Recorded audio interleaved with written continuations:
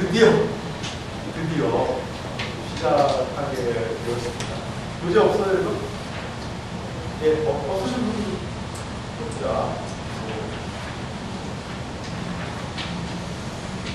그래서 또 내일부터 새로운 설교로 설교 시리즈를 하겠는데 5월 24일까지 약 13회에 걸쳐서 사도신경에 대한 그러한 설교를 하려고 준비를 하고 있습니다. 여러분들 사도신경 가장 기독교 신앙의 기본적인 내용인데 이번 계기를 통해 사도신경의 많은 의미, 이건 교리 공부의 기초입니다. 여러분들이 함께 했으면 좋겠다 생각이 들어요. 그래서 시중에 가면 사도신경에 관한 책들이 많이 있어요. 몇 권만 제가 더 많이 있는데 그래도 이거는 이제 청교도 예전에 우리 신앙의 선배들이 있었던 사도신경에 관한 강해예요. 그러니까 사도신경을 설명하는 건 너무나도 기독교 신앙이 익숙한 그런 일들이었어요. 영상이 찍으니까 예쁘게 들어볼게요. 그래서 원리안 포키스라는 그런 좋은 청교도도 이런 사도신경에 대해서 설교를 했고요. 이번에 총신 신대원의 교수님이세요.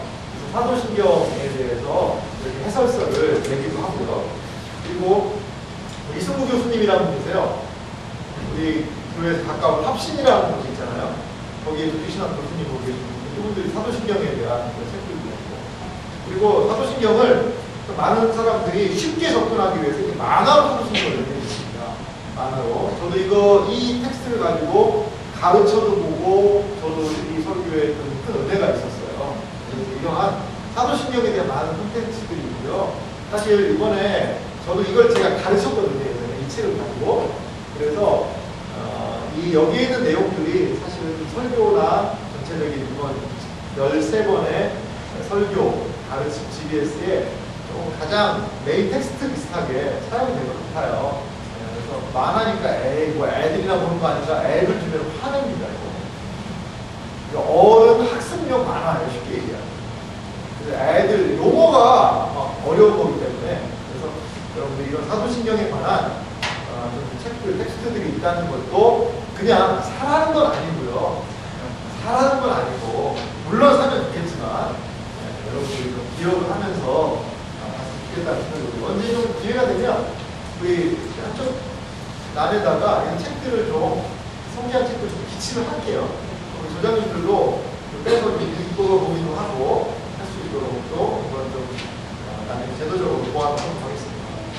오늘은요, 내일 설교죠. 사도신경 강의 첫 번째로 사도신경은 무엇인가에 대한 걸 대략적으로 알아보려고 해요. 여러분, 사도신경 있어요? 성경에 나와 있죠? 좀 읽어보겠습니다. 사도신경 읽어보세요. 사도신경을 외우지 말고 두루룩 하지 말고 읽어보겠습니다. 읽어보겠는데 사도신경이 단 뭘까? 사도신경이 뭐죠? 신앙 고백. 정답이 나오길 바래요. 사도신경은 뭐에 대한 신앙 고백이에요? 뭐에 대한? 에스자매. 에스자매 아니에요. 보아스자매. 아니, 보아스자매요. 보아스자매. 뭐에 대한 신앙 고백이에요? 예? 예수님에 대한 신앙 고백. 이게 사도신경이라는 말과 그 내용들을 보면 믿음에 대한 고백이죠. 믿음이에요. 왜 그런 말이 있어요? 믿음이라는 말이 몇 번 나오는지 찾아보세요. 믿음이라는 말, 믿는다, 이런 몇 번 나와요? 4번. 그렇죠. 4번이 정답이죠. 100번 나와요. 그러니까 사도신경은 믿음에 대한 고백이에요. 그리고 사도신경은 그러면 우리는 뭘 믿는 사람이냐? 믿음의 내용에 대한 신앙 고백. 이런 게 사도신경에 대한 믿음의 내용에 대한 신앙 고백. 이것이 믿음의 내용이고 나는 그것을 믿고 있습니다. 믿습니다라는 게 바로 사도신경입니다. 심정이라는 것이죠.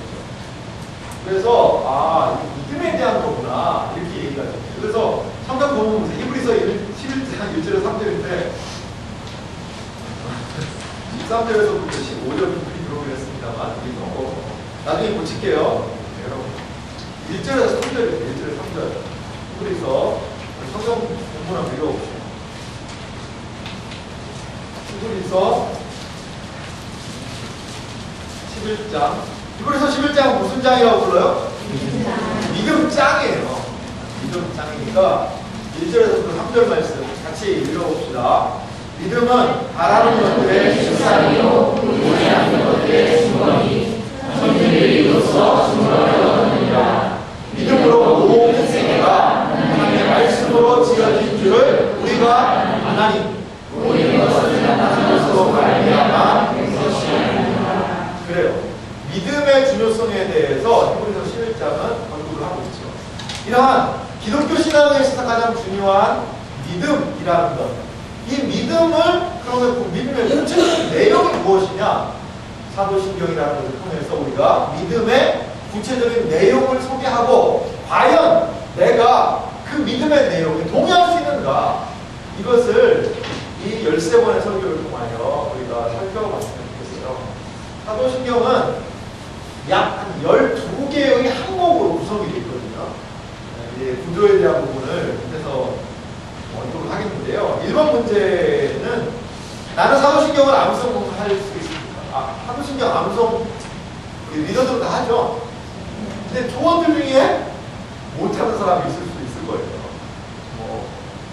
네, 암송을 하면 좋겠죠.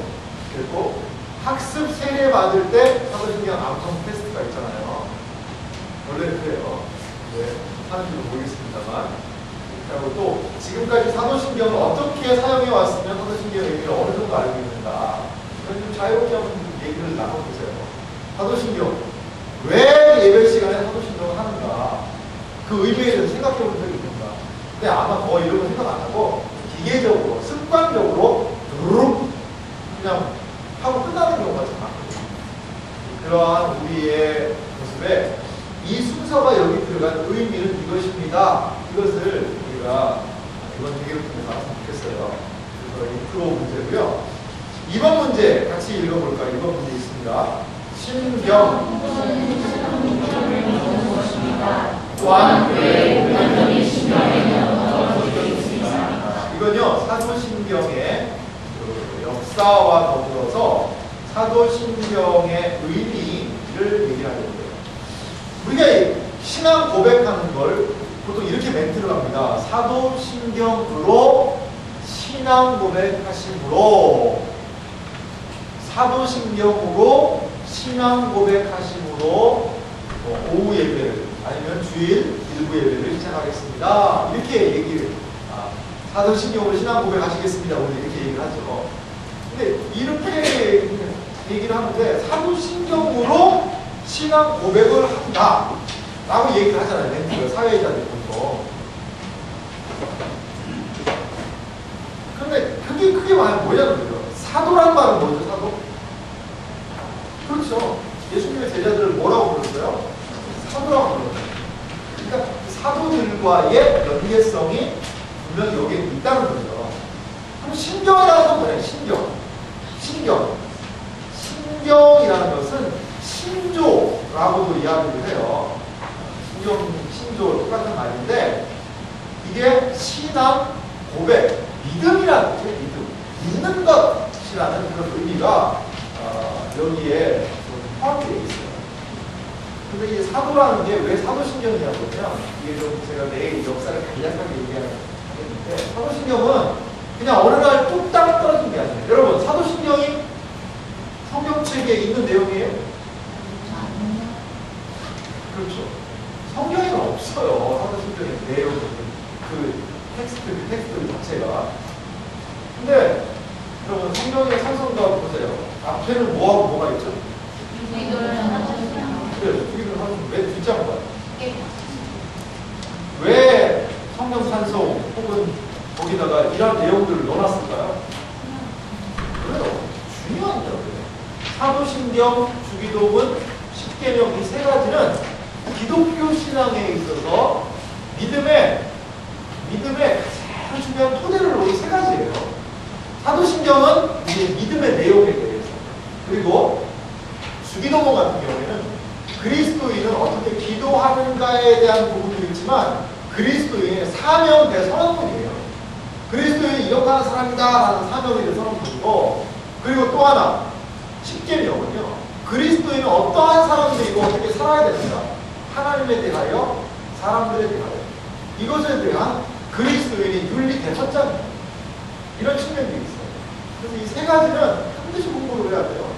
앞으로 기회가 되면 이 세 가지를 기본 커리큘럼으로 공부를 했으면 좋겠어요. 사도신경은 이런 의미가 있구나. 십계명은 이런 의미가 있는 거구나. 주기도문도 이런 의미가 있구나. 그렇게 해서 기독교인의 가장 기본적인 토대, 기본기를 가지는 계기로 삼았으면 좋겠다는 생각이 들어요. 그래서 신조는 신앙에 대한 고백이다. 이러한 것들을 볼 수가 있어요. 제가 이번을 좀 읽어볼게요. 성경을 하나님의 말씀으로 믿는 기독교인의 공동체인 교회는 교회가 믿는 신앙의 내용을 핵심적으로 요약할 필요가 있다는 거죠. 교회가 뭘 믿느냐? 이것들에 대한 공통 분노가 필요하다는 거예요. 또한 공개적으로 신앙을 고백해야 될 필요가 있다는 거죠. 그리스도인이 누구예요? 세상과는, 이 세상을 따라가는 사람들과 저는 다른 사람입니다를 공개적으로 표현한 사람들이거든요. 여러분, 우리의 신앙은 공개적으로 표시해 본 적이 있어요, 여러분? 그렇죠. 우리의 신앙이 공개적으로 표시되는 게 뭐예요? 행동이에요. 그게 세례라고 얘기했잖아요. 세례는 공적인 신앙 고백이라고 얘기했잖아요. 그래서 이제 공개적으로 우리의 신앙을 드러내야 될 자리가 있다는 거예요. 그리고 또 하나, 이 세상을 살아갈 때는 저는 그리스도인입니다 라고 사람들에게 표현을 해야 될 때가 있어요. 그러할 때, 그러면 그리스도인의 구별되는 특징이 무엇입니까? 그리스도인은 그러면 무엇을 어떻게 믿고 무엇을 의지하는 사람입니까? 라는 질문에 그리스도인들이라면 적어도 이러한 공통 분모가 있는 사람들입니다. 이것을 이제 제정하는 과정이 필요했다는 거예요. 그래서 사도신경이 2세기나 이럴 때는 이렇게 제정된다고 해요. 어느 날 12제자들이 딱 모인 거예요. 12제자들이 모였는데 그들이 열심히 기도하니까 갑자기 성령이 임하셔가지고 베드로가 벌떡 일어나가지고 전능하사 천지를 만드신 하나님 아버지에 대하여 믿사오고, 그러니까 요한이 그 외아들 우리 예수를 믿사오고, 그러니까 이런 성령을 내게 지어서 성령을 말해라, 이런 식으로 12명이 일어나가지고 성령의 감동으로 이 12가지 항목을 만들었다. 이런 전설 따라 삼천리와 같은 그런 이야기가 있어요. 이렇게 그래서 사도신경이다. 그래, 사도들이 안 만드시게 되기 때문에 그러한 의미가 초기에 있었다고 그랬는데, 많은 사람들이 그래, 그거는 의미론적으로는 사도들의 전통에, 사도들이 믿고 따랐던 것을 이어받는다라는 측면에서는 무슨 말인지 얘기는 하겠지만 그렇게까지는 안 했을 것이다 라고 봐요. 그래서 사도신경에 직접적인 영향을 준 게요, 로마 신경이라는 거예요. 2세기에 로마에서 그리스도인들이 신앙생활할 때 이 특별히 세례를 받기 전에 물었던 문답의 내용들이 있어요. 그 내용이 지금 사도신경의 내용과 상당히 유사해요. 그래서 여러분들이 좀 기억할 것은, 초기 기독교인들이 신앙 교육적인 측면에서 특별히 세례 교육을 받는 사람, 새가족들이 왔을 때 거기 회심자가 생길 거 아니에요. 이 사람들을 교육할 때 신앙의 공통 분모에 대해서 소개할 필요성들이 있었고, 그것 때문에 신앙의 믿음의 덕목들을 소개해서 그들에게 가르칠 필요가 있었다. 그래서 제정한 것이 사도신경이었다라고 여러분들이 생각합니다. 사도신경은 그냥 어느 날 뚝딱 나온 게 아니라 조금의 역사적인 과정을 거치면서 2세기, 3세기, 한 4세기를 걸치면서 거의 완성이 돼요. 완성이 됩니다. 조금 더 읽어볼게요. 그래서 또한 공개적으로 신앙 고백할 필요가 있습니다. 이렇게 기독교가 믿어야 할 신앙의 핵심 내용을 공개적으로 고백하는 것을 신앙 고백 또는 신경, 신경과 신경은 같은 말입니다 라고 얘기합니다. 신앙 고백, 신경. 믿음에 어떤 단어가 중요해요? 밑줄 그을게. 밑줄 다 그었죠? 어떤 부분입니까?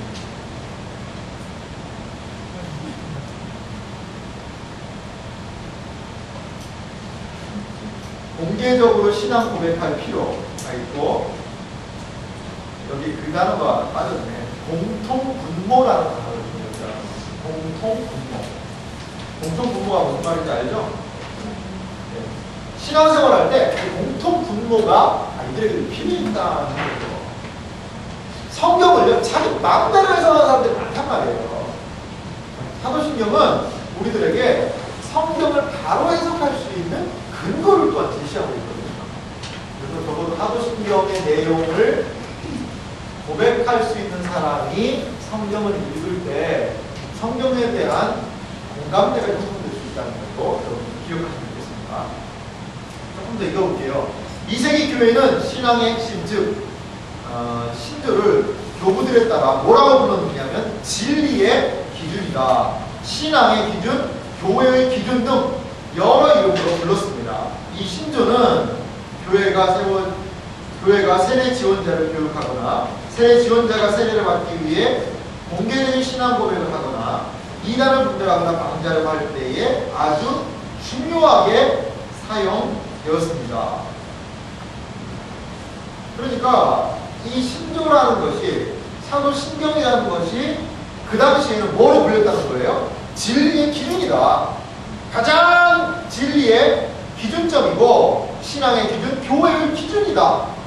그래서 나는 세례 지원자를 가르치는 그런 목적. 또 뭐하고 싸울 때? 이단들이 있습니다.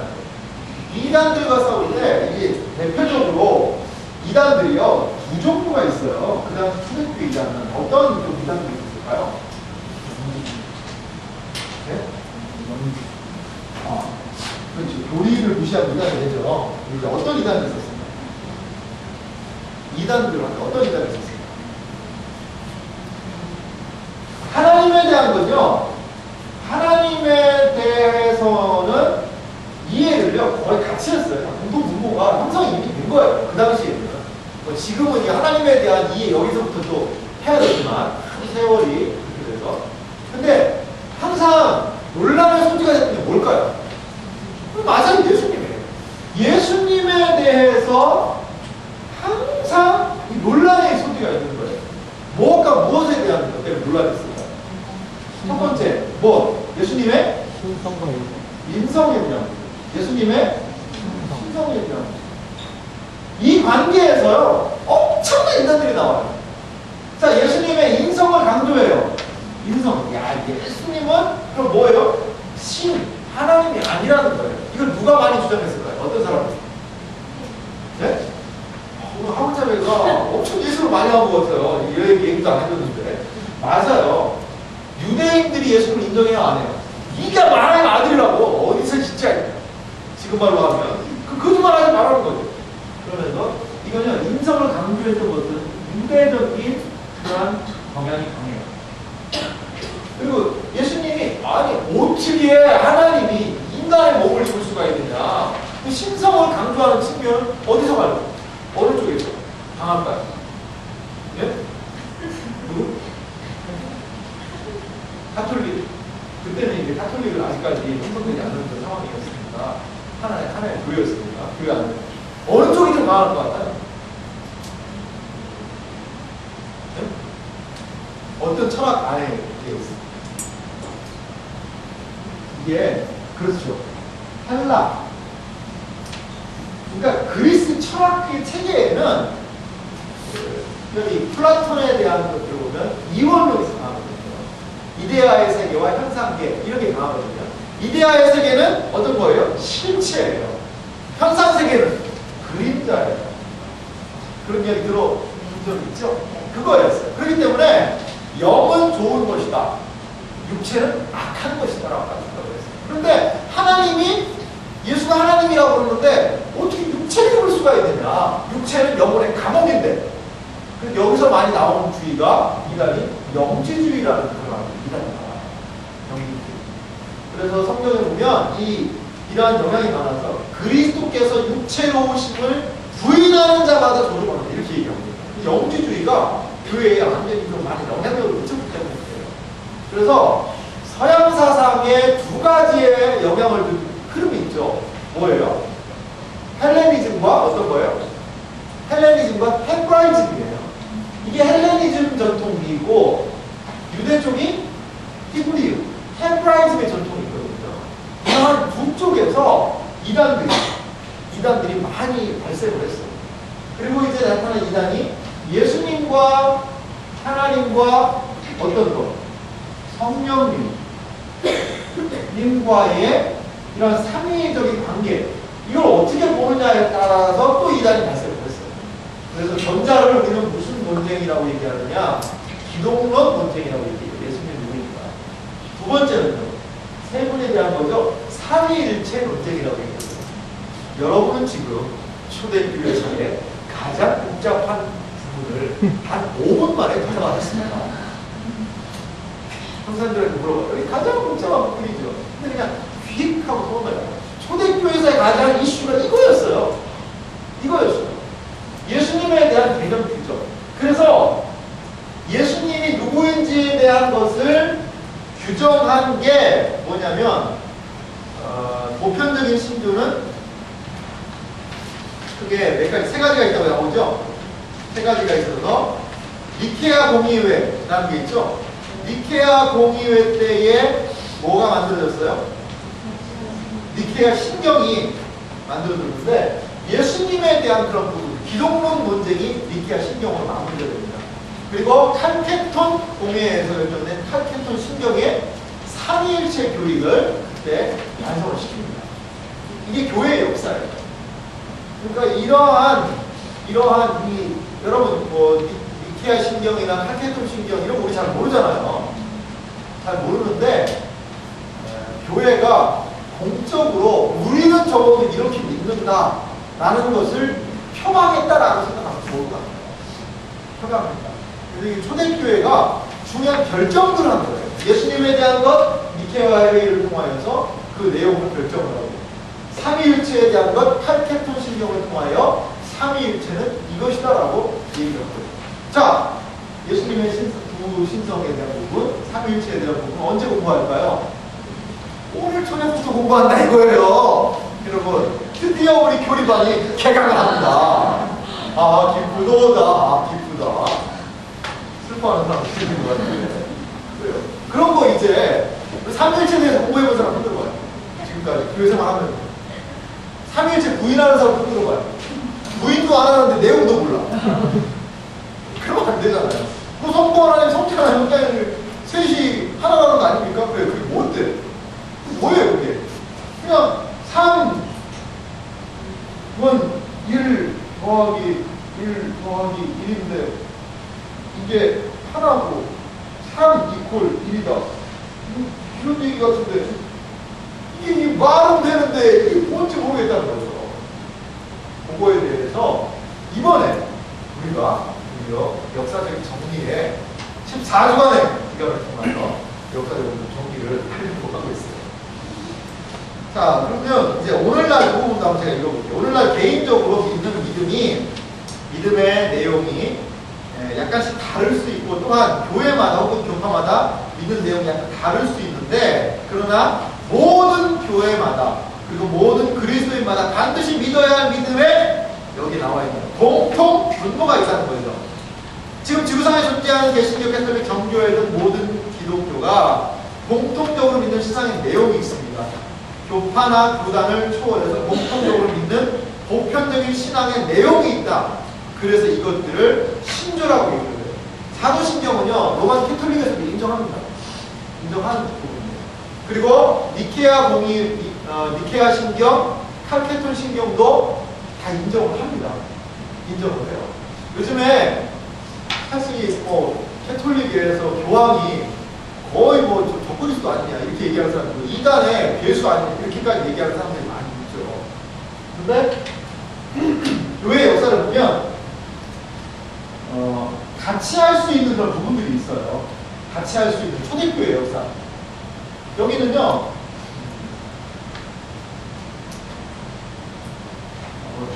이걸 조금 이해를 하는 게 좋으니까요.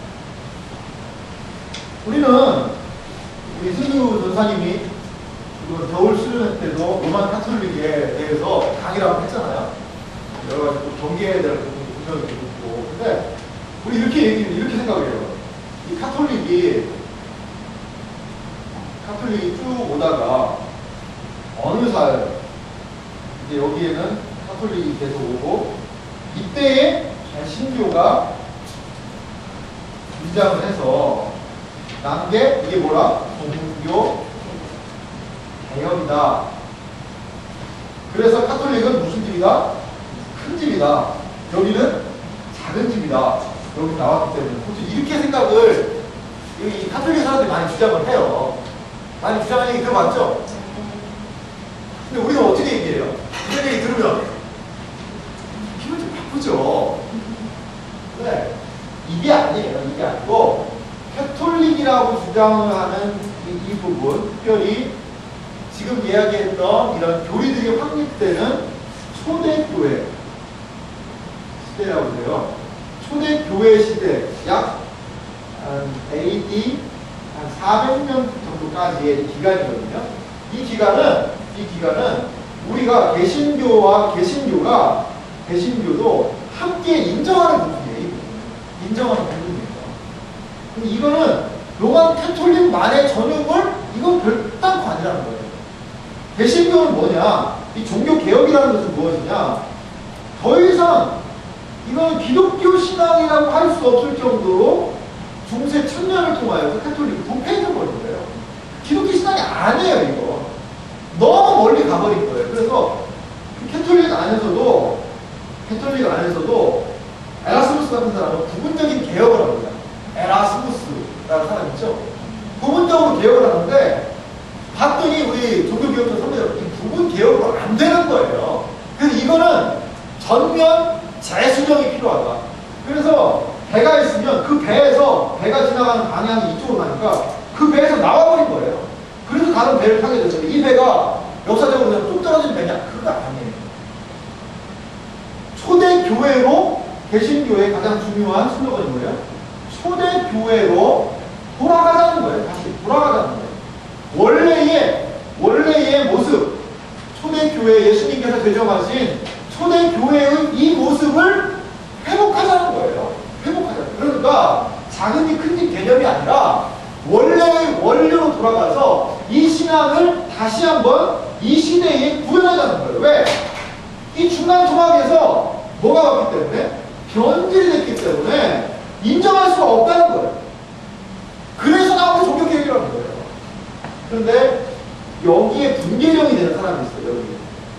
초대교회 400년을 마무리하고 이 종교개혁자들에게 영향을 준 사람이 있어요. 이 사람 누굴까요?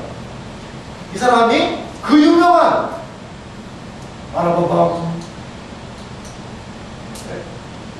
그 유명한 모르겠지만 어거스틴이라는 어거스틴 들어봤어요? 어거스틴이라는 사람이에요. 그래서 종교개혁을 뭐라고 얘기하냐면 어거스틴을 통해서 초대교회로 돌아간 운동 이렇게까지 보여요. 우리는 그 복잡하다는 종교개혁사를 한 7분 만에 공부하고 있습니다. 뭔 말인지 알겠어요? 반복할게요. 여러분들이 이 정도 큰 흐름은 좀 머릿속에 조언들한테는 얘기하지 마세요. 조언들한테는 얘기하지 마는데 여러분들이 책이나 여러 가지 이야기를 할 때 이런 백그라운드를 알면 좀 이해할 수 있다는 거죠. 그래서 우리는 결코 큰집 작은집 그때부터 개신교가 종교개혁 때 띡 나온 것은 삑 아니라는 거죠. 어거스틴을 통해서 초대교회의 원래 예수님이 만드신 교회의 모습으로 돌아가는 거예요. 그래서 우리에게는 이 참 잃어버린 어떻게 보면 암흑기라고 불러요. 이 시기를. 왜? 너무 캐톨릭이 변질시켜버렸거든요. 그러니까 성 베드로 성당 건축한다고 면제부 팔잖아요. 네가 있잖아 이 본계에다가 돈을 땡 그러니까 네 부모가 여러 개라서 지금 고통받고 있는데 그 돈꾀에 돈소리가 이렇게 땡그랑 나는 순간에 여러 개에서 바로 나무로 올라가. 그렇게 얘기했어. 그러니까 많은 사람들이 자기 아버지 불안하니까 막 돈을 엄청 쏟아부은 거예요. 그러니까 올라간다 이러면서 수많은 사람들을 기웃했죠.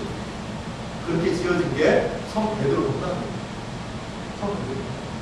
그리고 뭐 여러 가지 십자군 원정이네 뭐네 참 치스러운 그런 역사들이 참 많이 일어났습니다. 그러나 잘못을 했었고요. 그리고 뭐 정치와 결탁해서 이런 여러 가지가 있었습니다.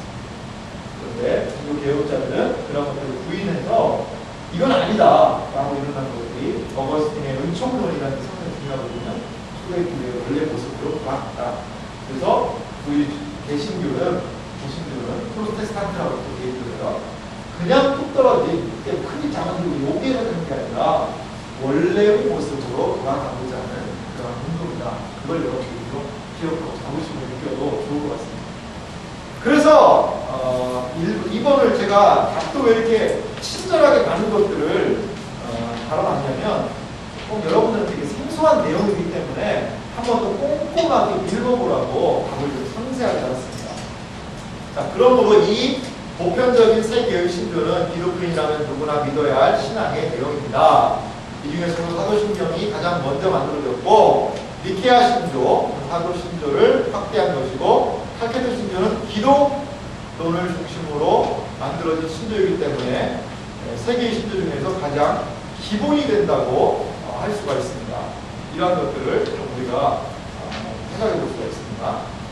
자, 그 다음에 사도신경은 어떤 구조로 되어 있으며 사도신경의 구조에 나타나는 특징은 무엇인가? 이 부분 한번 봅시다. 사도신경의 구조면을 볼 수 있는 몇 가지 중요한 특징은 다음과 같다는 거죠. 자, 첫 번째 같이 읽어봅니다. 시작.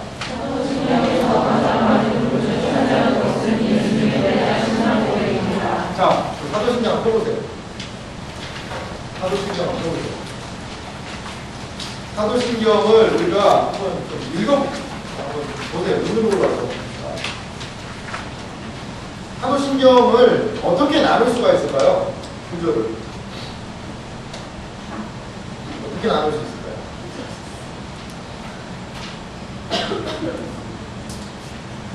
사도신경을 자, 둘째 보세요. 사도신경은 삼위일체적인 신앙 고백입니다. 라는 부분이 있죠. 맨 처음에 뭐가 나와요? 전능하사 천지를 만드신 하나님 아버지를 내가 무엇으로 나눌 수 있냐면 믿사오며로 나눌 수가 있어요. 몇 번의 믿사오며가 나와요? 4번이 나오죠. 첫 번째는 뭘 믿는 거예요? 하나님 아버지를 내가 믿사오며, 또 그 외아들 우리 주 예수 그리스도를 믿사오니, 밑에는 뭐예요? 그리스도의 사역에 대한 부분이 쭉 심판하고 오시리라. 두 번째는 뭘 믿는 거예요? 성자 예수님을 믿습니다. 세 번째는 뭐가 나오죠?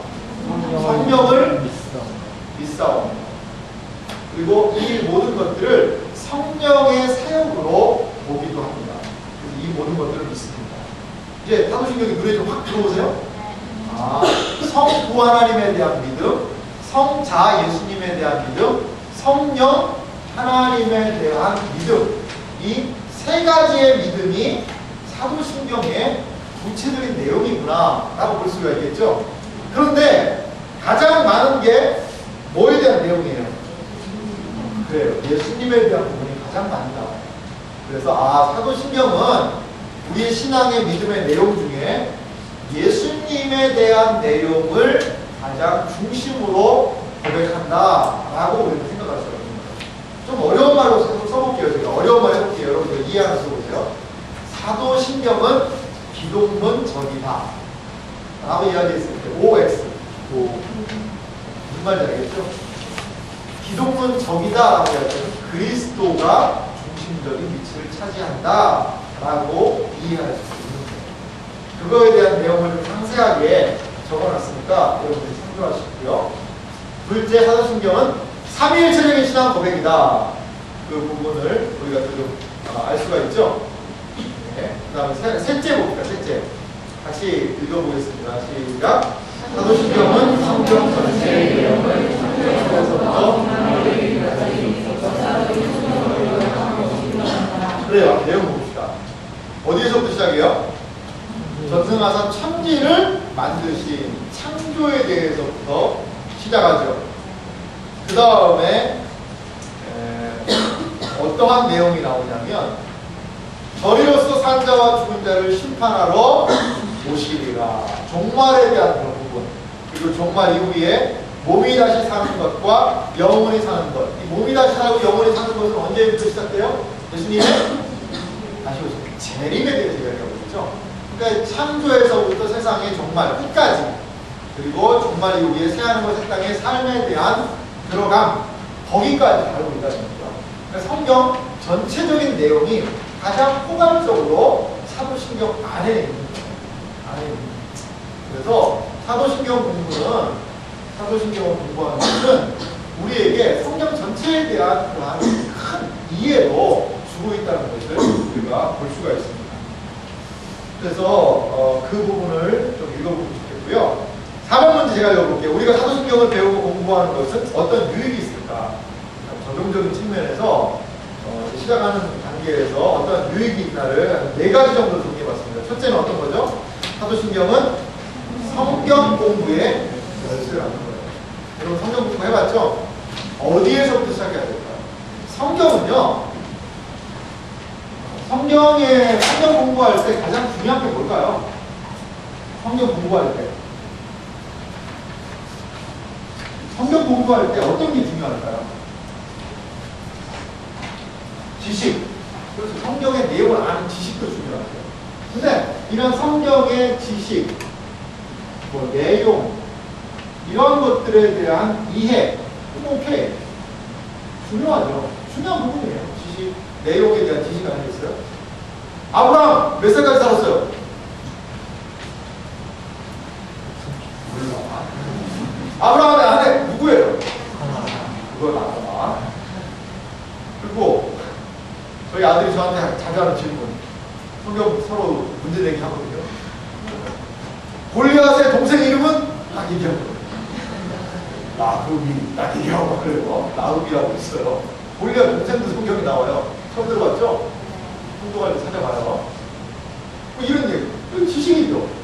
이건 내용이에요. 성경 알아요. 근데 이런 성경의 내용은 누구하고 우리가 공통분모를 가지고 있어요?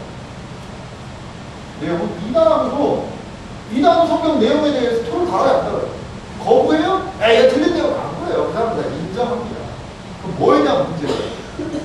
뭐에 대한 문제예요? 그렇지. 성경 공부의 중요한 것은 해석을 어떻게 하느냐, 해석에 대한 문제예요. 기독교 2000년의 역사의 의미가 뭘까요?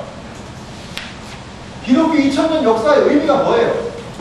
그것은 바로 성경 해석의 역사예요. 과연 성경을 어떻게 해석하느냐에 따라서 나오는데, 이 성경을 체계적으로 해석하고 종합해 놓은 게 뭐예요? 그게 바로 교리라는 거예요. 교리. 다른 말로 하면 교리는 그냥 뭐 세운 게 아니라 성경을 해석하는 가장 중요한 원리라는 거예요. 교리 중에 가장 중요한 할아버지가 누굴까요? 사도신경이라는 거예요. 사도신경은 우리가 거부할 수 없는 핵심 교리 중에 하나라는 거예요. 적어도 사도신경의 내용의 공통분모를 이해해야지만 교리에 대한 내용을 이해할 수 있다는 거예요. 그리고 이것은 성경을 다르게 해석할 수 있는 무엇이 되어줘요? 기준이 되어준다는 거예요.